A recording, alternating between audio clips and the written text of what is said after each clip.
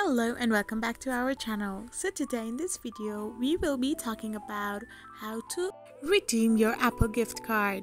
So without wasting much of our time, let's get straight into the video. So to redeem your Apple gift card via your email, you need to open your mail and press on the redeem now option of the gift card you have been sent through your mail.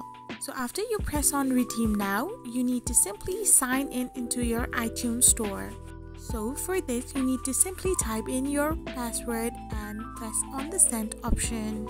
So in this way, you can redeem your Apple gift card via your email. So to redeem it via card, you need to hold your app store and click on the redeem option.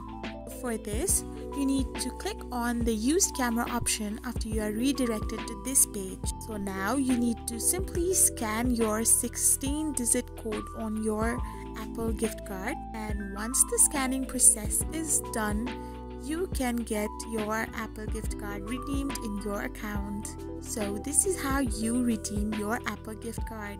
I hope you found this video helpful, so don't forget to hit that subscribe button and do give us a thumbs up. Thank you for watching.